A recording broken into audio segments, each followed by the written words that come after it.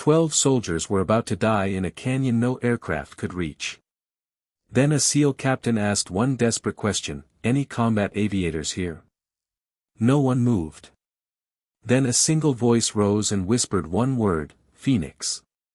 What happened next broke every rule of flight, and saved 8 lives. Before we get into how we got here, comment where you're watching from, and hit subscribe, because tomorrow's story is one you won't want to miss. The command tent smelled of wet canvas, gun oil, and burnt coffee grounds. Rain hammered the roof in long, unbroken sheets, and somewhere outside a generator coughed and sputtered like it was dying too. Inside, a dozen tired faces sat around a folding table, lit by the pale blue glow of a tactical laptop. Nobody spoke. They were all doing the same silent math, and the math did not work. Mara Voss sat near the back, half in shadow, her flight boots resting on an empty ammo crate. She had a cup of coffee in her hand that had gone cold an hour ago, but she kept holding it anyway, more out of habit than thirst. She was 31 years old. Tonight she felt every single year of it.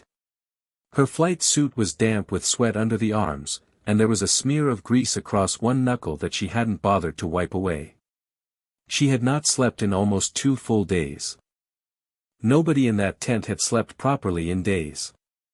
The whole base had been running on bad coffee, worse news, and the kind of tired that settles into your bones and never quite leaves.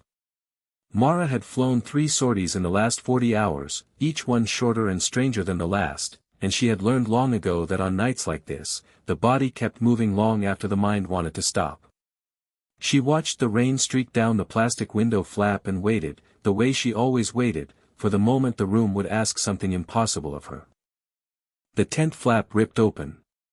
Rain blew in sideways before the canvas snapped shut again. A man walked through the gap, soaked to the bone, moving with the stiff, controlled urgency of someone holding himself together by pure will. He wore no rank insignia, no name tape, just a black jacket streaked with mud and a radio harness strapped across his chest.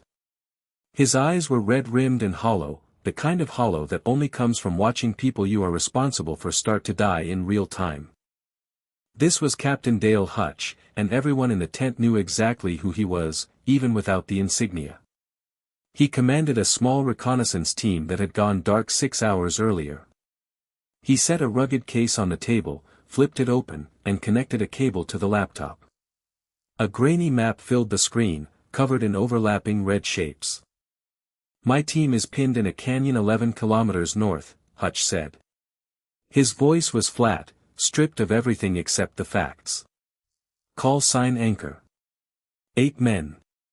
3 wounded, 1 critical. They walked into a dug in position we did not know was there. Heavy machine guns on both ridgelines. They cannot move, and they cannot hold much longer." A colonel near the front of the tent leaned forward, arms folded. "We already looked at this, Captain. The weather has grounded every rotary asset on this base. Ceiling is under 500 feet. Any helicopter that goes up there does not come back down in one piece." "I'm not asking for a helicopter," Hutch said. "I'm asking for close air support. Something that can get low, get eyes on, and put rounds exactly where I tell it to." An officer near the map, the base's senior air controller, a heavy-set man named Reyes, shook his head slowly. "You understand what you're asking. That canyon has at least 2 confirmed anti-air positions on the high ground, maybe more we haven't mapped. Any aircraft above the clouds can't see your men to hit anything with precision. Any aircraft below the clouds is inside missile range of guns that are already tracking for targets. There is no clean approach into that terrain tonight." "There's no clean approach," Hutch repeated. "There's just an approach. My men don't have until morning." "What about artillery?" someone near the back asked. "Can we drop rounds on that ridge from here?" "Too close," Reyes said, shaking his head. 80 meters between anchor and the enemy line. A miss of even 30 meters in either direction and we're shelling our own people. Artillery is off the table. Fixed wing from altitude, then, another officer offered. Something fast that can drop a precision round through the cloud layer and get out before the guns even see it. With what targeting? Reyes shot back. The cloud ceiling is under 500 feet. Nobody up there can see the ground well enough to guarantee a clean hit that close to friendly troops. A blind drop through that soup is just as likely to kill Anchor as it is to kill the enemy. The tent went quiet except for the rain and the tired hum of the generator outside. It was the particular silence of people who understood exactly what was being asked, and exactly what it would cost. Hutch looked around the room slowly, scanning past the officers, past the desks, into the shadows at the edges where the junior crews sat waiting for orders that might never come. His voice dropped, and it was no longer a briefing voice. It was the voice of a man asking, one human being to another, for something almost impossible. "Any combat aviators here?" the SEAL captain asked. Mara set down her cold coffee. The metal folding chair scraped against the plywood floor as she stood. She did not raise her hand or announce her rank. She simply rose and whispered, "Phoenix." Reyes turned in his seat. "Captain Voss, sit down. You're not on the rotation tonight, and you fly a jet built for daylight strafing runs in open desert, not a blind night approach through a mountain pass." "That jet is built to take hits and keep flying," Mara said, walking toward the front of the tent, her voice steady despite the exhaustion dragging at every muscle in her body. "It's slow enough to turn inside that canyon. Anything faster flies into the rock wall before it can line up a shot. It's also slow enough to die in a hurry," Reyes said. "Everything up there tonight is slow enough to die in a hurry," Mara said. "The question is which one gives those 8 men the best chance." Hutch studied her, the way a drowning man studies a rope he isn't sure will hold his weight. "You've flown terrain like this before." "I've studied it," Mara said, which was mostly true. She had spent long nights during downtime tracing routes through canyons just like this one on paper maps, because she liked to know the terrain even when she wasn't flying it. Tonight that habit was about to matter more than it ever had. The colonel stood, his jaw tight. "I am not signing off on sending one aircraft into a box canyon with active anti-air, at night, in a storm, to support 8 men on the ground.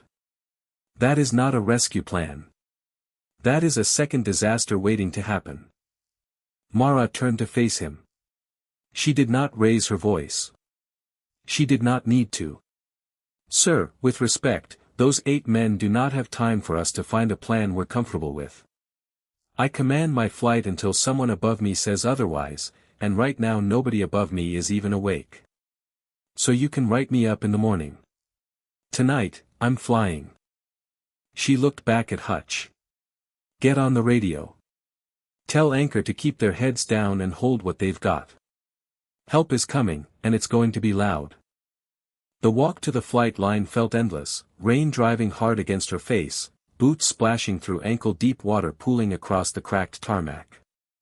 Her aircraft sat waiting under a floodlight that flickered every few seconds, a heavy, blunt shape built entirely around one enormous cannon slung beneath its nose. It was not graceful. It was not fast. It was built to take punishment and keep flying, and tonight that was exactly what she needed. Her crew chief, a young airman named Ruiz, was already at the ladder, drenched and shouting over the wind. "She's fueled, armed, full combat load on the cannon." "You sure about this, Captain?"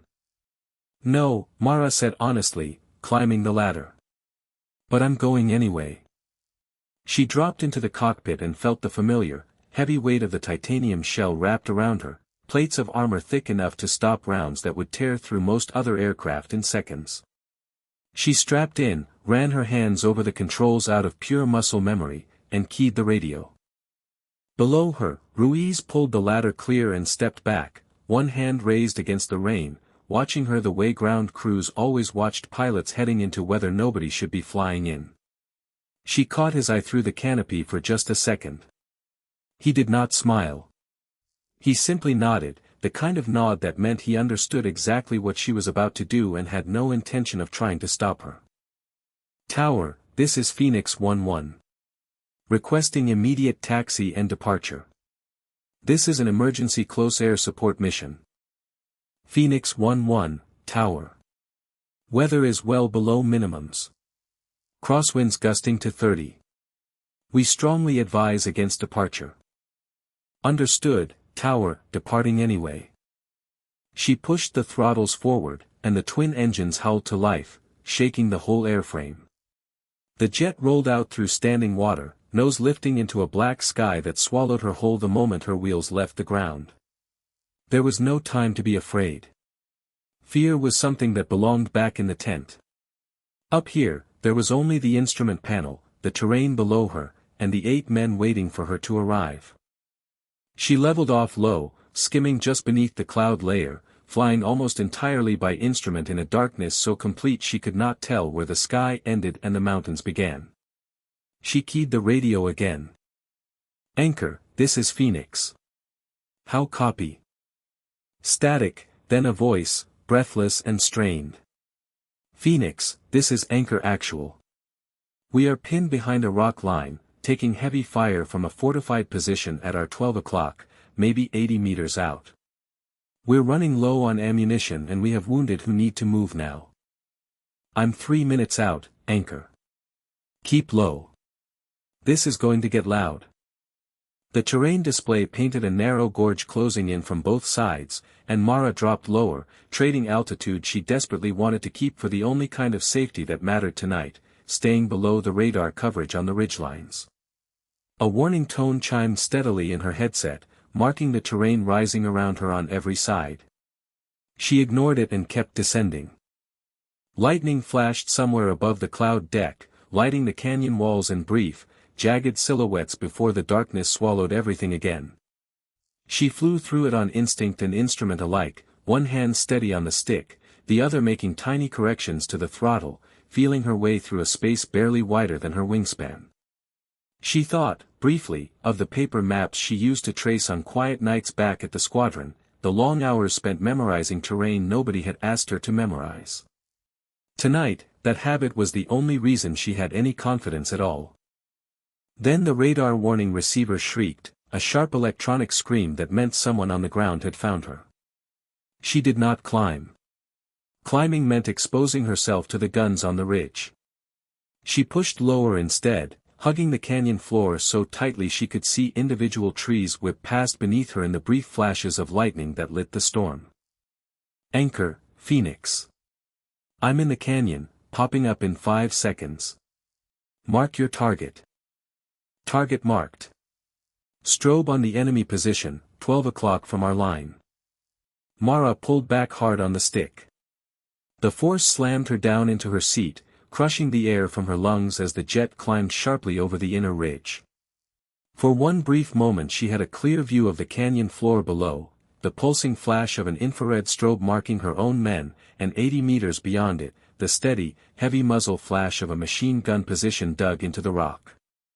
The moment she crested the ridge, the night around her exploded into streaks of green and orange tracer fire converging on her aircraft from both sides.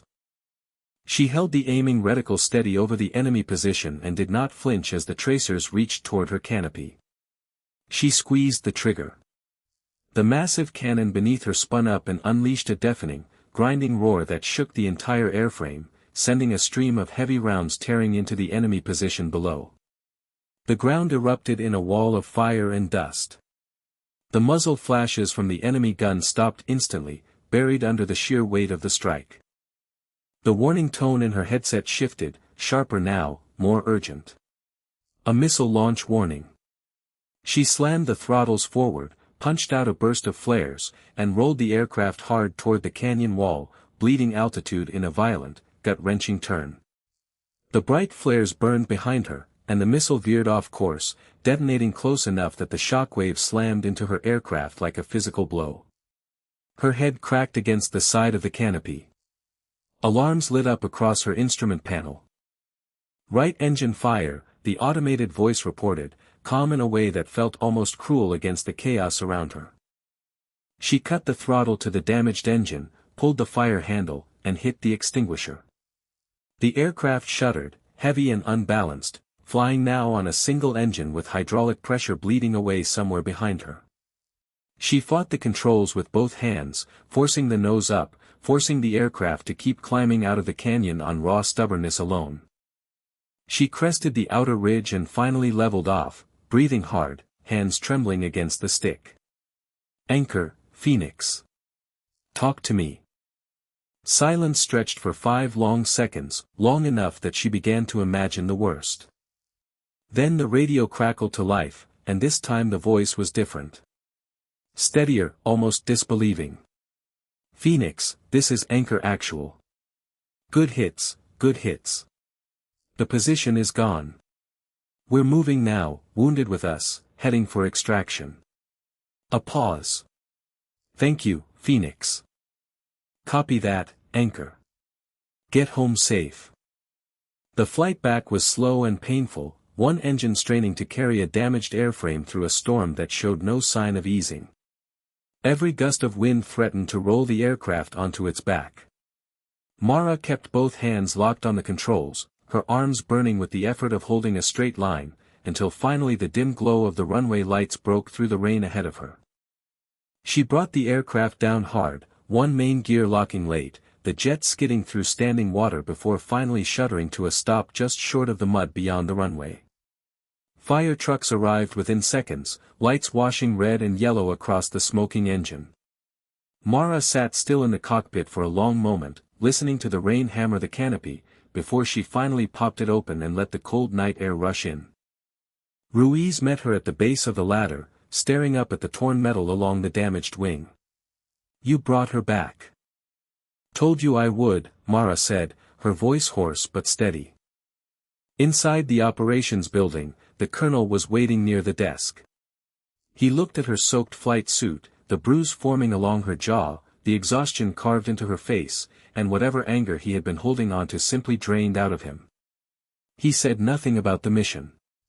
He only nodded once and walked away, leaving the paperwork for morning. Mara walked the long hallway toward the break room, wanting nothing more than a chair that wasn't trying to kill her. Near the corner, a figure stepped out of the shadows. Captain Dale Hutch, still soaked and muddy, holding a battered thermos in one hand. "Anchor made it to extraction," he said quietly. "All 8. The wounded are stable." Mara nodded, too tired for words at first. "Good." Hutch stepped closer and unscrewed the thermos, pouring a cup of steaming coffee and holding it out to her. "I don't have anything else to give you, Phoenix." She took the cup. The warmth soaked into her cold fingers, and for a moment it was the best thing she had ever felt. "I didn't do it for a medal," she said quietly. Hutch studied her for a long moment, then gave a small, tired nod and walked away down the hallway, disappearing back into the grinding routine of the base. Mara stood alone in the corridor, drinking the coffee slowly, listening to the rain still hammering the roof above her. She thought about the tent, the map, the silence after every officer had explained, calmly and correctly, why the mission could not be flown. She thought about the moment the choice had come down to nothing more than standing up when nobody else would. It had not felt brave in the moment.